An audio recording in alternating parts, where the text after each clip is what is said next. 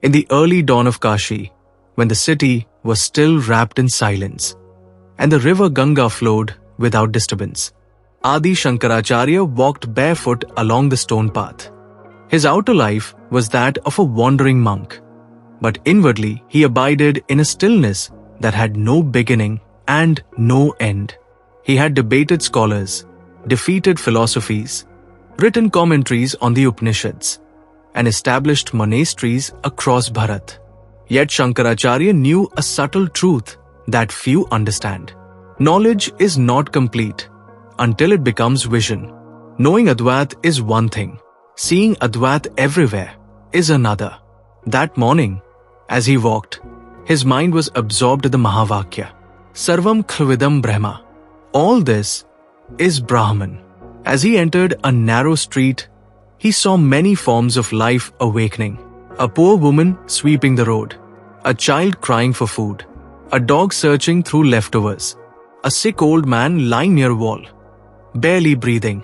To the ordinary eye, these were separate beings, different lives, different values, different worths. But Shankaracharya paused.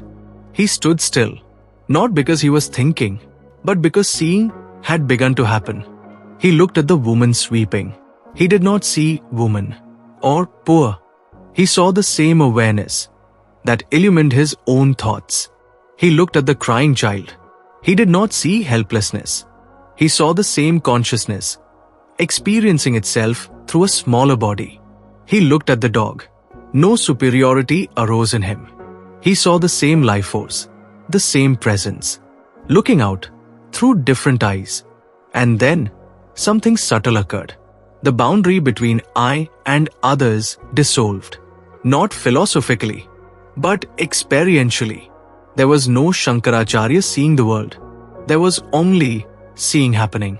At that moment, a group of scholars approached him and bowed. One of them asked respectfully, "O Acharya, you teach that the self is one, but in the world we see high and low, pure and impure, learned and ignorant. How can one truly live this knowledge?" Shankaracharya did not reply immediately. He pointed to the Ganga flowing nearby and said softly, "Does the river refuse to reflect the sky because one bank is clean and the other is dirty?" The scholars remained silent. He continued, "The sky is reflected wherever there is water. The self shines wherever there is a body." Then he said words that came not from intellect, but from realization. When you see a being and the thought other arises, ignorance is present. When you see a being and only presence is felt, knowledge has become vision. Later that day, Shankaracharya visited a cremation ground, a place most people avoid. Burning pyres, ash, and the smell of death filled the air. A dead body lay nearby, lifeless. Still, many disciples hesitated to follow him there. But Shankaracharya stood beside the body calmly. He asked his disciples, "Where has the person gone?" No one answered. He then asked, "Was this body ever alive? Or was life merely present in it?" Still silence. Finally, he said, "That which you call life was never born, never died. It only appeared to come and appeared to go." At that moment, the disciples realized something unsettling and liberating at the same time. Death had lost its terror, not because of belief, but because the self they were beginning to glimpse was untouched by birth and death.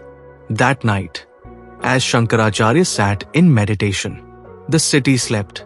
There was no sense of being a teacher, no sense of being a monk, no sense of being Shankaracharya. There was only awareness, aware of itself, without center, without edge. In that state, there was no all beings. There was only being. Later, when disciples asked him how to recognize an enlightened person, Shankaracharya gave a simple answer. He does not see enemies, nor friends, nor strangers. He does not see sinners or saints.